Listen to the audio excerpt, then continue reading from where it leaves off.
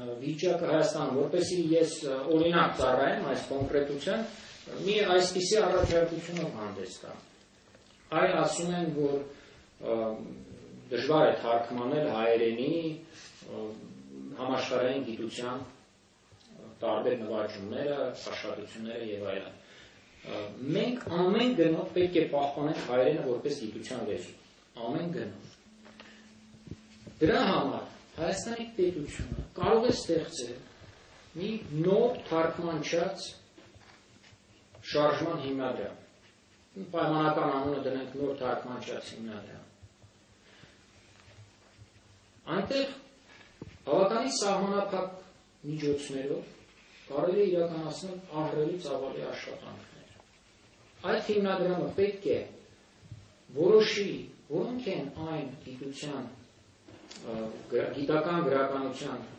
հիմնական ցանկը, որն է, որ առաջնահերթ է Հայաստանի Հանրապետությունի գիտության զարգացման համար։ Այնուհետև պետք է կազմակերպի թարգմանությունը։ Եվ երրորդ խնդիրը, որ այդ հիմնադրամը պետք է լուծի, դա հայերեն կարևոր մշակութային գրական արժեքների, գիտական ստեղծագործությունների թարգմանությունն է օտար լեզուների, հիմնականում անգլերենի, ռուսերենի, ֆրանսերենի։ Այս երեք խնդիրը նմանատիպ մի հիմնադրամ կարող է լուծել։ Պատկերացրեք, եթե այդ հիմնադրամն ունենա 5-10 միլիոն մի նախնական կապիտալ կամ մշտական կապիտալ։ Դա մոտավորապես այնքան է, որքան 100 թանկարժեք մեքենաների գինը, որ մեր կառավարության այրերը գիտենք վերջին 10-ամյակում 100 չէ, 200 կամ ավել են ձեռք բերել։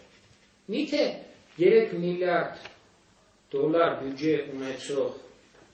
Հայաստանի Հանրապետությունը չի կարող 5-10 միլիոն դոլար հատկացնել այս թարգմանչական խնդիրների լուծման։ Իհարկե կարող է։ Իհարկե սա լուծելի խնդիր է։ Այս խնդիրը պետք է լուծել, նման խնդիրներ պետք է լուծել։ Սա, ասենք, գիտական դաշտ է։ Օրենսդրական դաշտում, կարծեմ, ես լսել եմ, պարոն Յազычյանը մի առաջարկություն արեց անցյալ անգամ Սահմանադրության 13-րդ հոդվածը, որը սահմանում է պետական լեզվի կարգավիճակը, որ հայոց լեզուն է, ինչպես գիտենք, սահմանադրության մեջ կան մի քանի հոդված, որոնք անքննելի են եւ անփոփոխ։ Դա ուրեմն այդ 13-րդ հոդվածը լեզվի վերաբերող հոդվածը դարձնել անփոփոխ եւ որպեսզի բացառվեն նաեւ հետագայում այսպիսի նաեւ չարաբաստիկ նախագծերը կարելի ավելացնել, ես դա չգիտեմ, դա իրավական ձևակերպում ինչպես կլինի, որ այնտեղ նշվի, որ Հայաստանի Հանրապետության պետական եւ հանրագրթության միակ լեզուն, շեշտվի միակ բառը հայերենն է։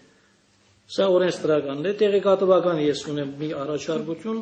ինչպես գիտենք, զանգվածային լրատվամիջոցների ու հատկապես էլեկտրոնային հեռուստատեսությունների մասնավորաբար բարդադիր, որ պետք է լինի զուգահեռ թարգմանություն, լուսային տեսքով կամ ձայնային։ Այդ մեկը որևէ մեկ հեռուստատեսություն չի ապահովում, ներառյալ հանրային հեռուստատեսությունը։ Ամեն խախտում են այդ։ Նաև ես օրինակ այստեղ ունեմ մի փաստաթուղթ լեզվի պետական դեսչությունից։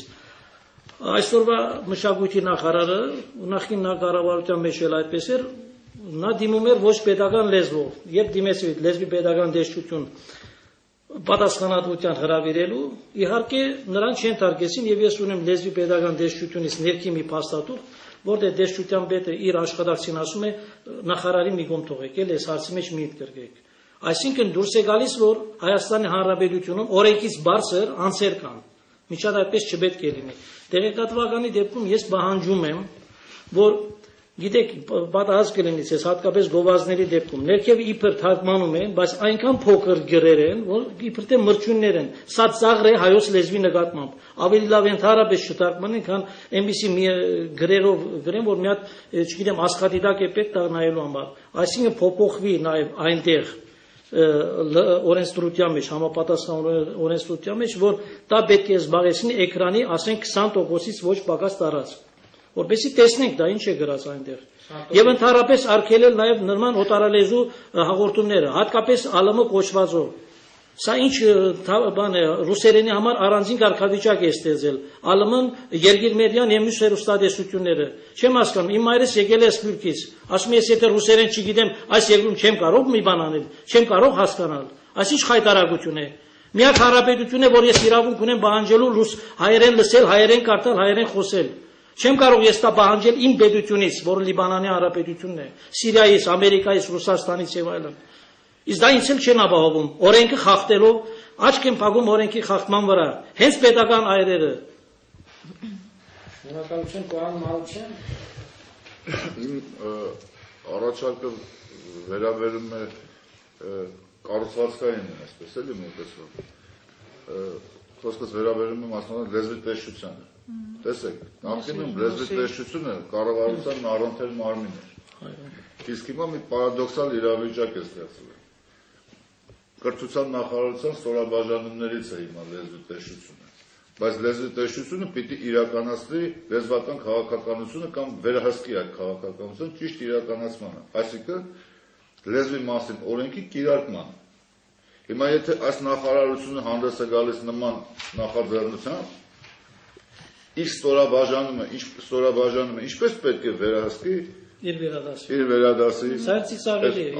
Այդպես իրավիճակ է Բայց գիտեք ինչ, դա կատարվեց Արմեն Դարբինյանի վարչապետության օրոք, եւ այսօր գիտենք, որ Արմեն Դարբինյանը այս արդեն քանի-երորդ տարին է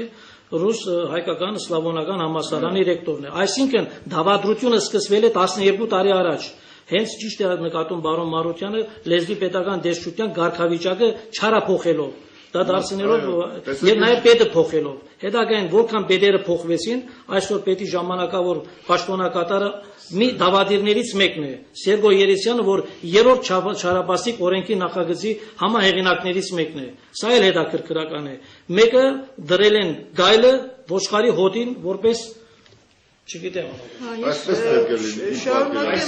Այսինքն վեր գերատեսչական մարմին պետք է լինի լեզվի տեսչությունը։ Լեզվի տեսչությունը նույնիսկ մեծացնել, ավելի դարձնել նախարարություն միգուցե։ Մի քիչ երևի կոպիտ ստացվում, լեզվի դատախազություն։ Թոլի Լեզվի մասին օրենքում գրված է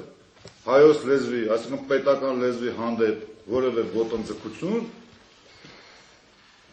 պետք է պատժվի օրենքով սահմանված կարգով։ Այսքան ժամանակ որևէ մեկը ականատես եղել է նման իրավիճակի։ Այսինքն անընդհատ